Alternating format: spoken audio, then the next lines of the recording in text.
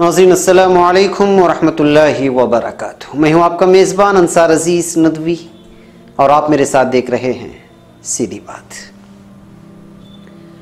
नाज़रीन, वक्त जिस तेज़ी के साथ गुज़र रहा है और ज़माने की तरक्यात ने तेज़ी की जिस रफ्तार को इख्तियार किया है, उसका अंदाज़ा लगाना बहुत ही मुश्किल है।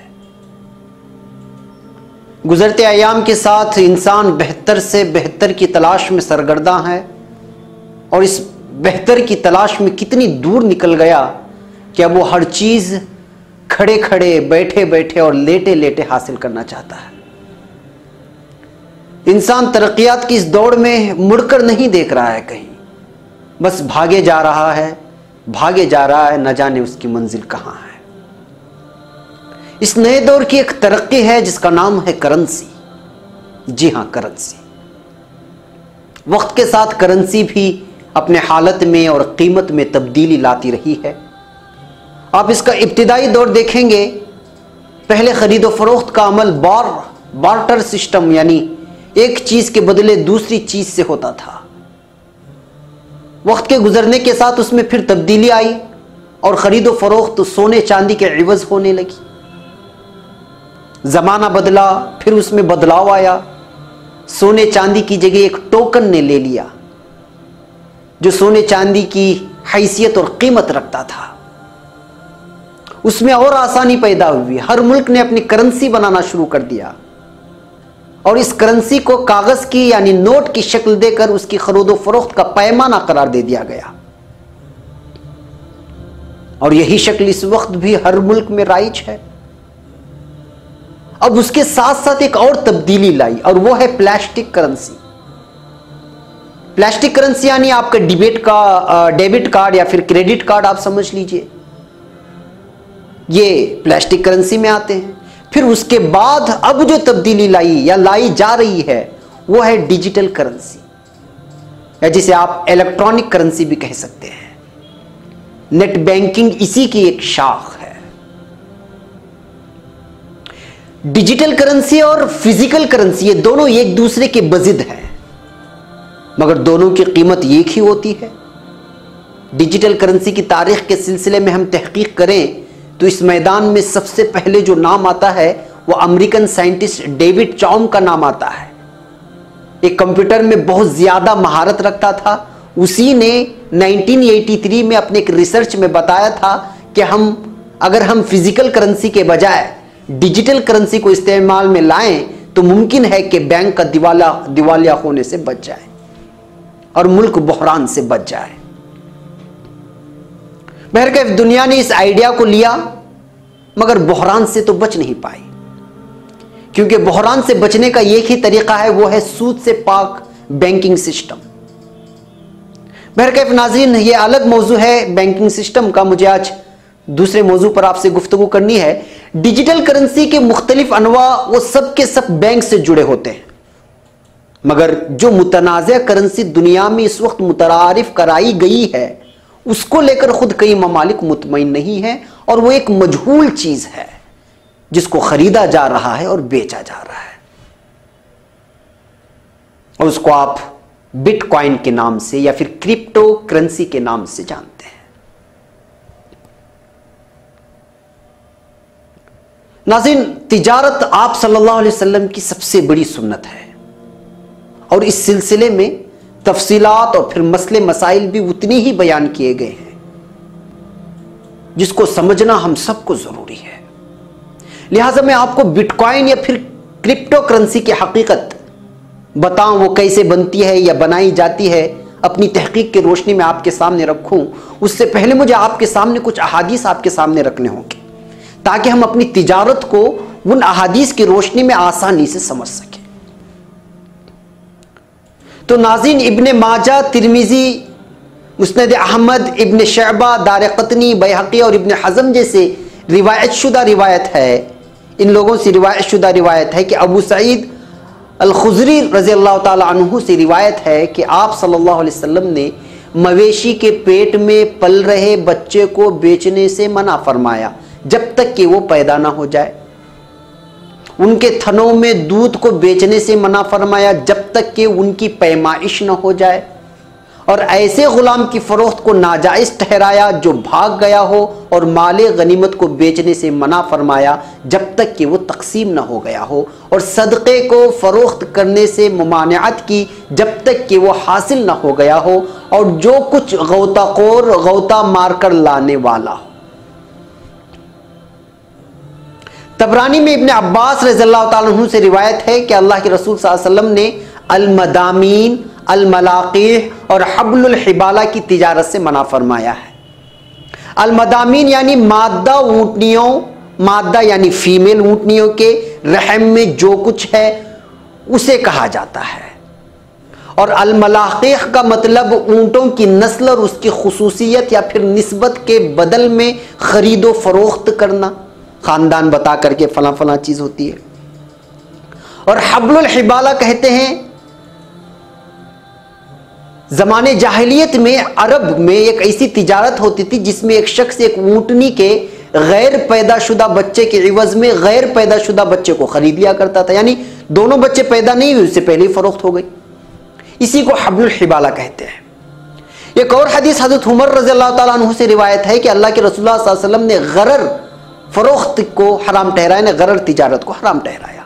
और मुस्लिम में रिवायत है कि आप सल्लल्लाहु अलैहि वसल्लम ने गरर फरोख्त को ममनून फरमाया, जिसको अबू हुरैरा रज़ियल्लाहु अन्हु ने रिवायत किया, और इब्ने माजा ने ऐसी हदीस इब्ने अब्बास के हवाले से दर्ज की, और तबरानी ने इसको सहल बिन साद के हवाले से रिवायत किया है, और अहमद ने इसे एक मरफू हदीस में इब्ने अब्बास रज़ियल्लाहु अन्हुम से रिवायत किया कि पानी में पाई जाने वाली मछली को मत खरीदो क्योंकि ये एक गरर तिजारत है, और पानी में मौजूद मछली को खरीदना एक किस्म का गरर है।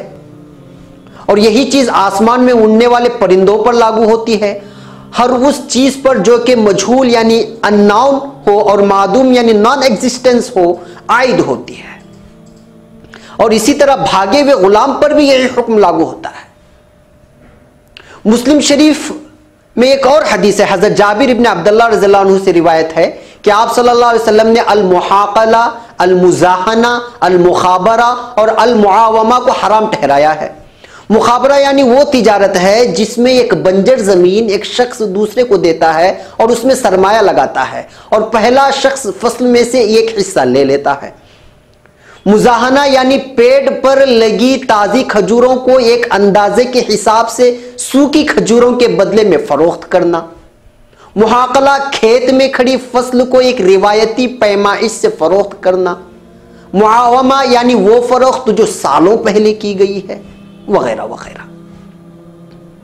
नाज़रीन, ये थी कुछ अहादीस, इसके अलावा भी कई अहादीस हैं, मगर मैं यहीं पर इक्तिफा करते हुए एक ब्रेक लेता हूं। ब्रेक के बाद मैं आपको बताऊंगा कि बिटकॉइन तिजारत किस तरह इन ममनुआ तिजारत से मुशाबहत रखती है। एक ब्रेक की इजाजत। कुल हाज़िही सबीली अदऊ इलल्लाह अला बसीरतिन अना व मन इत्तबअनी व सुब्हानल्लाहि व मा अना मिनल मुश्रिकीन।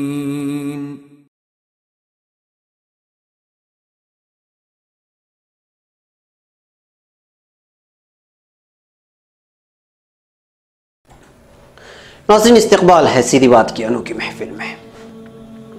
नाज़रीन, मैंने जिन अहादीस का जिक्र ब्रेक से कबल किया उसका खुलासा यह है कि मजहूल चीज़ की तिजारत नहीं हो सकती। मजहूल यानी कि गैर हिस्सी, जो नज़र ना आवे। और बिटकॉइन इस वक्त एक मजहूल यानी अननोन शय है।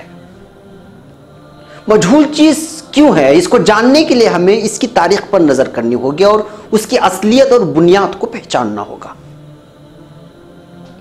नाज़रीन, तफसीलात में जाने से कबल मैं चलते चलते एक बार फिर वजाहत के साथ यहाँ बताना चाहूँगा कि मैं तहकीकात और तफसीलात को इकट्ठा करके हक़ाइक़ पर मबनी सिर्फ तबसरा कर सकता हूँ। किसी तिजारत के हलाल हराम होने, किसी कंपनी की तिजारत को जायज़ या नाजायज़ ठहराने का मुझे कोई हक़ हासिल नहीं है। मैं सिर्फ तफसीलात रखूँगा, उसी मुनासिबत से आप अपने मकामी मुताल्लिक़ा दारुल क़ज़ा या मुफ्तियान इकराम से रुजू करके इस सिलसिले में फतवा ले सकते हैं। लिहाजा इस बात को पहले ही से नोट कर लें ताकि किसी भी किस्म की गलत फहमी ना हो। तो नाज़रीन, चलिए अब इस बिटकॉइन की हकीकत को समझने की कोशिश करते हैं। नाज़रीन, बिटकॉइन एक digital peer to peer payment network है। इसको हासिल करने के लिए किसी शख्स या किसी बैंक की जरूरत नहीं, क्योंकि इसका वजूद किसी बैंक, किसी सेफ में या किसी शख्स के पास नहीं होता, बल्कि उसका वजूद सिर्फ कंप्यूटर में है, और वो भी इंटरनेट के जरिए से खास सॉफ्टवेयर का इस्तेमाल करके उसको हासिल कर सकते हैं। उसका किसी भी किस्म का कोई खास जिस्मानी वजूद नहीं है जैसे दूसरी करेंसियां होती हैं। बिटकॉइन का आगाज साल 2009 में सतोशी नाकामोटो नामी एक मजहूल शख्स जो कि अजनबी है, जिसका कोई अता पता नहीं, उसने उसको दुनिया में मुतारिफ कराया। ये उसका ओरिजिनल नाम नहीं है, बस इस नाम से जाना पहचाना जाता है। मगर विकिपीडिया की माने तो कहा जाता है कि ये वो नाम है जिसको क्रिप्टो करेंसी वाले लोग क्रिप्टो करेंसी के बानी की हैसियत से मुतारिफ कराते हैं, मगर उसका कोई खास वजूद, मौका, महल मौजूद नहीं है। मतलब ये निकला कि बस एक चैन है जो चली जा रही है। कौन किसको रकम दे रहा है इसका किसी को इल्म नहीं। नाज़रीन, हकीकत यह है कि क्रिप्टोग्राफी से बनने वाले बिटकॉइन सिर्फ एक सॉफ्टवेयर का नाम है। उसको बआसानी यूं समझ सकते हैं कि आपके घर में मौजूद कंप्यूटर अगर इस सॉफ्टवेयर प्रोसेस को कबूल करता है और आप इस सॉफ्टवेयर को चलाना जानते हैं, तो आप भी बिटकॉइन के मालिक बन सकते हैं। उसकी तफसील यह है कि एक इंटरनेट कनेक्शन वाला आप कंप्यूटर ले लें और करेंसी छापने वाला यानी माइनिंग सॉफ्टवेयर डाल लें। करेंसी छापने वाले इस सॉफ्टवेयर को एल्गोरिथम कहा जाता है। यह एक हिसाबी या फिर तखमीनी यानी अंग्रेजी में कहा जाए तो कंप्यूटेशनल सलाहियत को बरोए कार लाता है। एल्गोरिथम सॉफ्टवेयर को आप बस यूं समझिए जैसे कि हमारे अकाउंटेंट से वाबस्ता अफराद टेली जिसका नाम है वो वाला जिस तरह सॉफ्टवेयर इस्तेमाल करते हैं हिसाबो किताब के लिए, और बड़ी बड़ी कंपनियों का हिसाबो किताब इसी जो है सॉफ्टवेयर से चलता है, उसी तरह का ये भी एक सॉफ्टवेयर है जो कंप्यूटर में इस खास बिटकॉइन के लिए वजूद में लाया गया है। ऐसा ही सॉफ्टवेयर जो कंप्यूटर में मौजूद करेंसी बनाने वाले मैदान यानी माइनिंग में हिसाब किताब का काम करता है। जब आप इस सॉफ्टवेयर को सीख लेंगे तो ये प्रोसेस बहुत ही आसान हो जाता है, और फिर ये सॉफ्टवेयर में आप जिस कदर जल्दी सवालात के जवाबात हल करते चले जाएंगे, उसी तेजी के साथ बिटकॉइन वजूद में आते चले जाएंगे। और हां, आप इसको एक खास मिकदार में ही निकाल सकते हैं। कहा जाता है कि बिटकॉइंस को छापने की कुल तादाद 21 बिलियन BTC है। नाज़रीन, मैं अगर आसानी से आपको बिटकॉइन की मुख्तसर अपने अल्फाजों में अगर तारीफ या तशरीह करूं तो बिटकॉइन की मुंतकिली के लिए माइनिंग का इस्तेमाल होता है, जिसमें कंप्यूटर एक मुश्किल हिसाबी तरीक़ेकार से गुजरता है और 64 डिजिट्स यानी कि नंबरात के जरिए मसले का हल निकालता है, फिर बाद में बिटकॉइन छापने की इजाजत देता है। मुफ्ती मिस्र डॉक्टर शौकी अल्लाम ने बिटकॉइन को शरन हराम करार देते हुए कई सारी चीजें लिखी।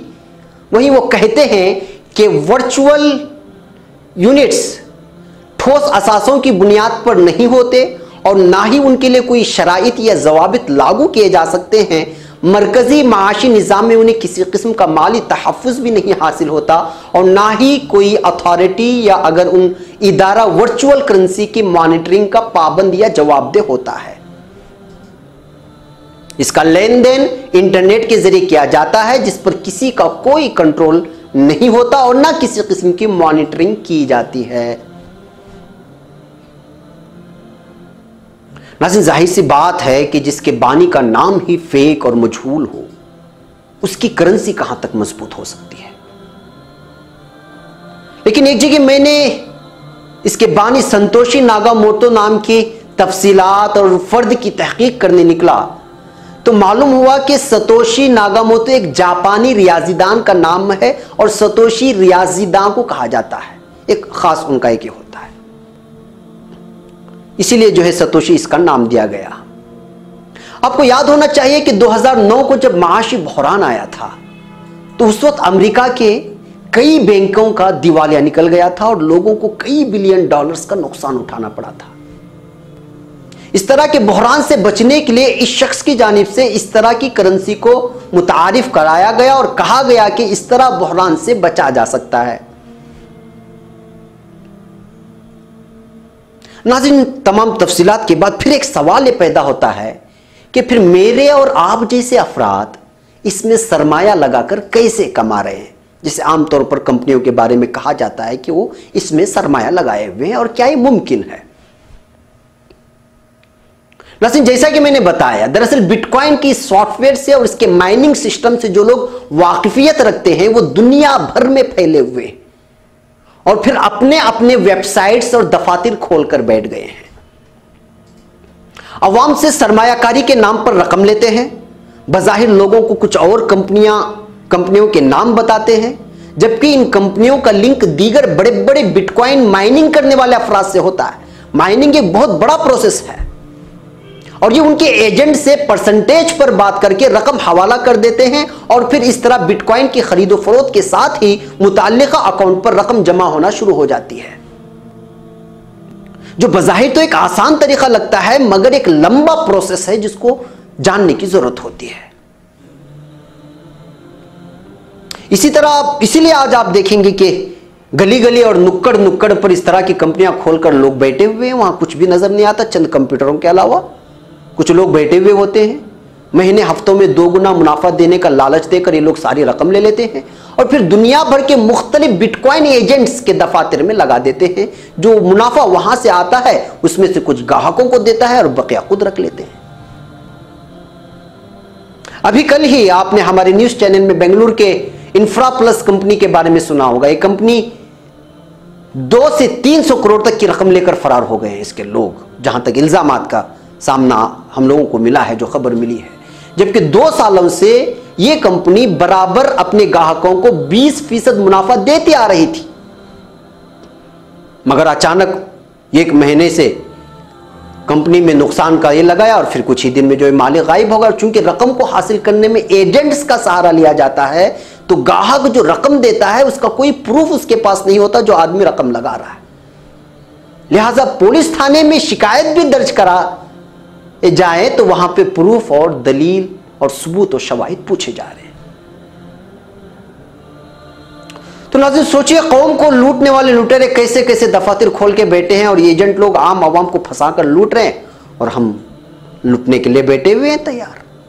नाज़रीन, एक और ब्रेक की इजाजत है, ब्रेक के उस पार कुछ और हक़ाइक़। क़ुल हाज़िही सबीली अदअू इलल्लाह अला बसीरतिन अना व मन इत्तबअनी व सुब्हानल्लाहि व मा अना मिनल मुश्रिकीन।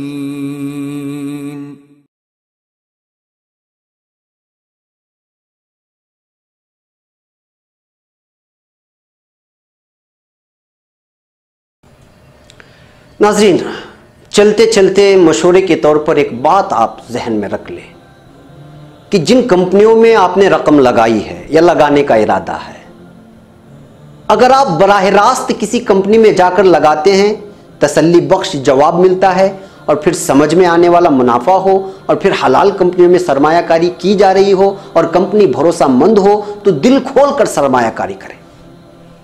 मगर वो कंपनियां जो अपनी कंपनियों की तफसीलात बयान करने से कासिर हों, ऐसी कंपनियों के झूठे एजेंटों से आप दूर रहें और आपको मालूम होना चाहिए कि ऐसे कई एजेंट फिलहाल सर छुपाकर घूम रहे हैं बेंगलुरु और अतराफ में, और हर दिन अलग अलग नामों से कंपनियां वजूद में आ रही हैं। बहरकैफ नाज़रीन, ये बात दरमियान में आ गई, वरना तो मेरा असल मौजू तो बिटकॉइन है, लिहाजा हम वहीं बढ़ते हैं, उसकी तफसीलात जानने की कोशिश करते हैं। नाज़रीन, करेंसी की मुख्तलिफ शक्लें, जैसे जो रियासत सोने और चांदी की इकाइयों को अपनी करेंसी की बुनियाद बनाते हैं, वो धाती निज़ाम यानी कि मेटेलिक सिस्टम को अपनाते हैं।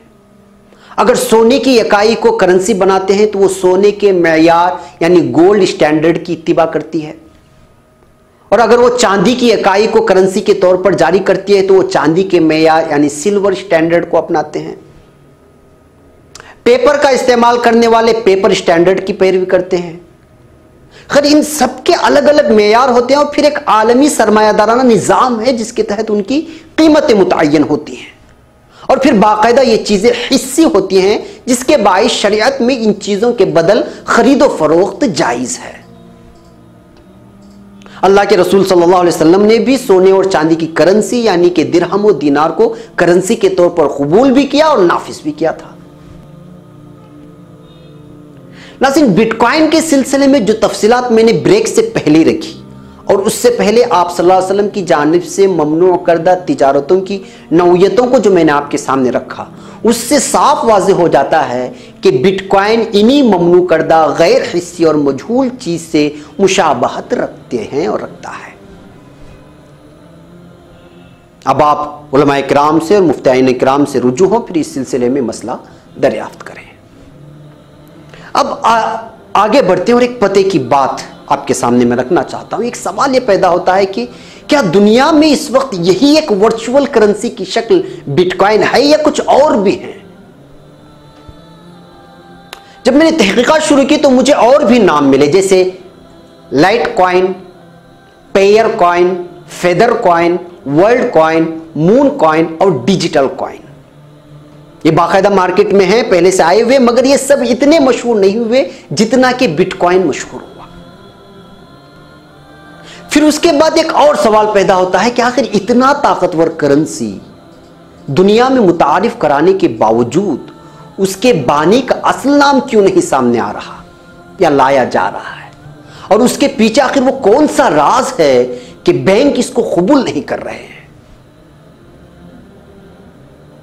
नाज़रीन, बाज़ मुबस्सिरीन के तबसरे पर अगर यकीन कर लिया जाए तो कहा जा रहा है कि एक बार फिर इसराइल पूरे आलमी सरमायादाराना निज़ाम पर कब्जा करके अपनी धाक जमाना चाहता है, और यही वजह है कि इस वक्त पूरी दुनिया में डिजिटल करेंसी की राख को अलापा जा रहा है और धाती व दीगर करेंसी के औकात को घटाने की कोशिश की जा रही है, उनकी कीमत को, उनकी हैसियत को घटाने की कोशिश की जा रही है। एक तफसीरा यह है, तो दूसरा तफसीरा यह है कि दरअसल वर्चुअल करेंसी यानी डिजिटल करेंसी को नित नए रूप देकर मनी लॉन्ड्रिंग के रास्ते खोले जा रहे हैं। दरअसल वर्चुअल करेंसी को मुतारिफ कराने का सबसे बड़ा मकसद ब्लैक मनी को व्हाइट करने के लिए होता है। बड़े बड़े मुनज़्ज़म सिंडिकेट, माफिया और असलहा को गैर कानूनी बेचने वाले और फिर मंशियात के ताजिर इसके पीछे होते हैं, और उसके पीछे इतनी बड़ी बड़ी ताकतें होती हैं कि बड़ी बड़ी हुकूमतें भी उनका कुछ बिगाड़ नहीं सकती। इंसानी तारीख की ताकतवर तरीन हुकूमतें और इदारे भी उनके सामने बेबस नजर आते हैं। नाजायज जराए से कमाई गई नाजायज दौलत के खरबों डॉलर्स को जायज बनाने के लिए नित नए तरीके अपनाए जा रहे हैं। उसी में से एक तरीका यह भी है बिटकॉइन, और बिटकॉइन के पूरे सिस्टम को आप देखेंगे तो आपको पता नहीं चलेगा कि किसकी रकम किसको जा रही है, और खरबों के रुपए की रोजाना हेरा फेरी होती है, मगर कौन किसको भेज रहा है, किस तरह किसकी रूटीन हो रही है और क्या चल रहा है, वही जान सकता है जो इस सॉफ्टवेयर में बहुत ही ज्यादा महारत रखता हो। आपको मालूम होना चाहिए कि साल 2013 में 28 मई को हफिंगटन पोस्ट, एबीसी न्यूज और ऐसे ही दीगर कई मशहूर मारूफ इलेक्ट्रॉनिक और प्रिंट मीडिया में एक खबर छपी थी कि अमरीकी हुक्काम ने कोस्टारिका की रकम मुंतकिल करने वाली एक कंपनी को बंद कर दिया। कंपनी की वेबसाइट भी बंद कर दी गई। जब उसको ओपन कर किया जाता तो लिखा आ रहा था कि इस डोमेन को अमेरिका की ग्लोबल एलियट फाइनेंशियल टीम ने बंद कर दिया। कंपनी का नाम लिबर्टी रिजर्व था। बीबीसी ने तबसरा किया था कि अमेरिकी हुक्काम के मुताबिक liberty reserve digital money service 6 अरब की मनी लॉन्ड्रिंग में मुलव्वस थी, और उस वक्त कंपनी के 5 अफराद को गिरफ्तार कर लिया गया, और यह खबर कई दिनों तक चैनलों में चलती रही। ये सिर्फ मनी ट्रांसफर करने का एक सॉफ्टवेयर था, और इसके जरिए से इतना बड़ा जो है घपला किया गया था, और एक बहुत बड़ा फ्रॉड था उस तारीख का। बहरकैफ नाज़रीन, जब से करेंसी का चलन हुआ, डिजिटल करेंसी पर बहुत ही कम भरोसा किया गया है, यही वजह है कि बिटकॉइन को आजकल पावरफुल कीमती करेंसी तस्वूर किया जाता है, मगर उसके बावजूद दुनिया का कोई भी खित्ता इसे तस्लीम करने को तैयार नहीं, बल्कि हिंदुस्तानी हुकूमत ने वार्निंग भी दी है कि इसमें जो सरमाया लगाया जा रहा है वो धोखा है, कुछ भी कभी भी कुछ भी हो सकता है। अभी कुछ दिन कबल इसका सॉफ्टवेयर मुल्क के चीन में हैक कर लिए जाने की बात सामने आए तो उसकी कीमत में गिरावट आई। यहां तक कि बाज़ मुबस्सरीन का मानना है कि इसके पीछे इस्राएली दिमाग काम कर रहा है, जो सरमायादाराना निज़ाम पर एक बार फिर काबू पाने के लिए पूरी दुनिया को करेंसी क्रैश से सामना करा सकते हैं। और पिछली तारीखों में ऐसा बारहा हुआ है।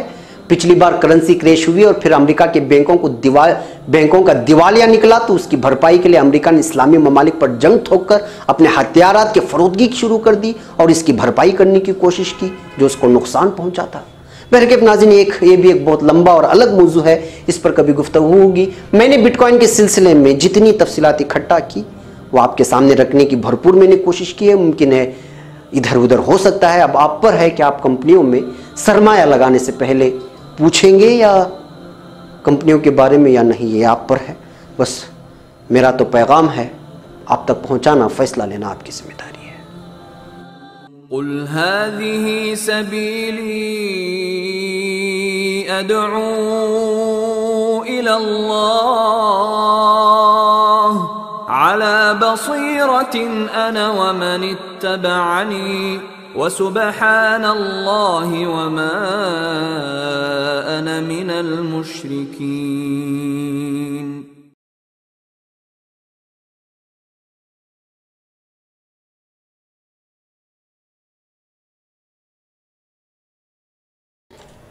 नाज़रीन, वक्त हो चला है, जो तफसीलात आपके सामने रखी उसको समझें, शरीयत के हिसाब से अपने सरमायाकारी करें, किसी के धोखे में मत आएं और बिलखुसूस ऐसी करेंसियाँ जिसकी कोई शनाख्त ही ना हो, उसके बनाने वाले की पहचान ना हो, उससे बचने की भरपूर कोशिश करें। और मुझे यहाँ पर इजाज़त दें। अस्सलामु अलैकुम व रहमतुल्लाहि व बरकातहू।